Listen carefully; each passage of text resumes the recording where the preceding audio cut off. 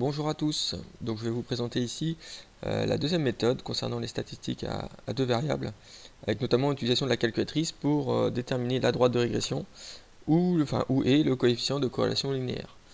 J'ai repris le même exemple que dans la méthode 1 qui évoque l'association qui organise une tombola avec les 8 dernières années qui sont dans le tableau. Donc on a 38, 26, 20, 13, etc. qui sont le nombre de lots qui sont ma variable x. Qui sont associés à un nombre de carnets vendus, 69, 64, c'est-à-dire que par exemple si je prends la première colonne, pour 38 lots achetés par la tombola, on a 69 carnets qui ont été vendus, les carnets de 10 tickets. Donc la première étape ici pour l'utilisation de la calculatrice, on va le faire avec la Casio, c'est de rentrer déjà nos valeurs. Donc on a en gros un tableau à deux lignes, alors sous toutes les calculatrices quasiment, hein. Là j'ai dans mon menu statistique, quasiment toute la calculatrice, hein, au lieu que ce soit en ligne, on est en colonne. Donc la liste 1 ici, ça va être en gros nos valeurs de ma première ligne, donc en gros nos valeurs de x, c'est-à-dire en gros de nos abscisses quand on a fait le graphique. 34, 32, 41, ça sont nos valeurs de x. On a bien 8 lignes, puisqu'on a 8 colonnes dans notre tableau.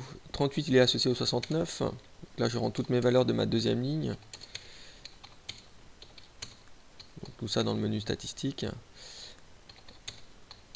Hop. Donc là vous voyez bien j'ai bien 8 lignes puisque j'ai 8 colonnes. C'est les 8 dernières tombolas organisées par l'association. Ce qu'on va faire dans un premier temps, c'est déjà à l'aide de la calculatrice déterminer le coefficient de corrélation linéaire qu'on appelle R. Donc à la calculatrice on fait calque. On pourrait faire le graphique, c'est-à-dire afficher le nuage de points comme on a fait dans la méthode 1 sur papier. Donc si je fais calque ici, on va déjà paramétrer, on va vérifier si les paramètres est bon. Donc là on n'est plus sur du 1 var comme on fait habituellement depuis quelques années, on va dire, depuis la seconde au moins. On va être sur du 2 var, on est à deux variables. Donc là vous voyez bien 2 var x, 2 var y, c'est souvent let là qu'on emploie. Liste 1, liste 2, donc c'est bien paramétré. Très souvent ce sera le cas, voilà, c'est par défaut, très souvent c'est liste 1, liste 2. Donc c'est bien paramétré. Ce qu'on peut faire aussi, c'est par exemple, si je clique sur 2 var, donc pas 1 var, hein, 2 var, on a x bar qui est intéressant, 26,5, et on a aussi le y bar, 64.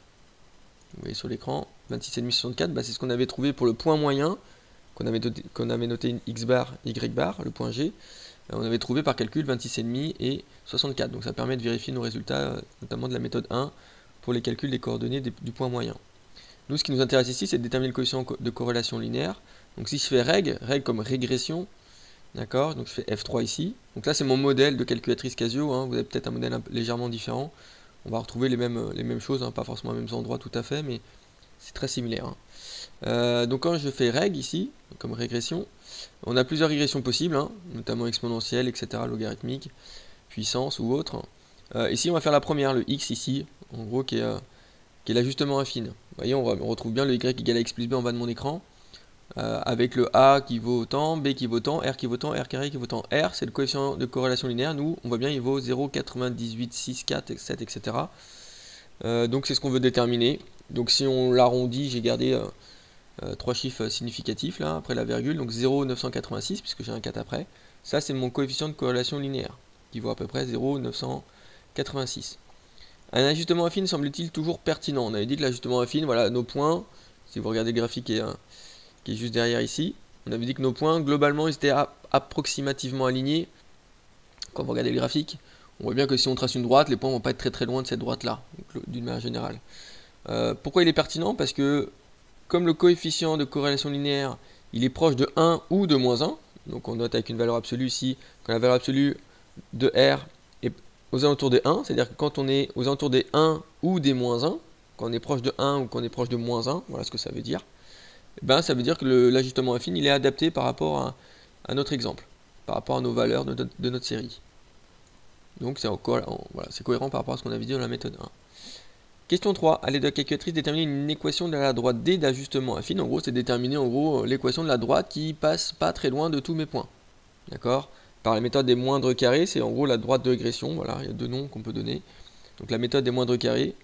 Voilà, le but c'est de trouver justement l'équation de ces droites. Et bien quand on regarde la calculatrice, on les a tout simplement. C'est le y égale x plus b avec le a qui vaut à peu près 0,45 et le b qui vaut à peu près 0,52,05. Donc si on arrondit au centième, hein, On a bien 0,45 puisque c'est un 0 après, et 52,05 parce que c'est un 3 après le 5.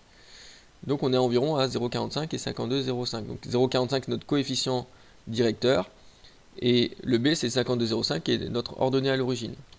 Donc si on trace notre droite, on obtient ceci. Donc on a 52,05 au niveau de l'ordonnée à l'origine, on voit bien que ça passe par 52 un tout petit peu au-dessus, hein, ça se voit pas à l'œil nu, mais et on a 0,45, c'est-à-dire que si j'avance de 1 unité, je monte de 0,45. Voilà, ça me donne une indication de mon coefficient directeur, on le retrouve ici. Donc vous voyez bien que la droite, alors cette droite-là, elle est particulière parce qu'elle passe toujours par le point moyen, c'est le point G, vous voyez, qui est en vert.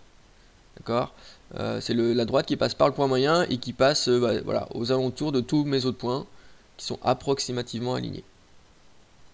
Voilà pour cette méthode 2, merci de m'avoir écouté, à bientôt.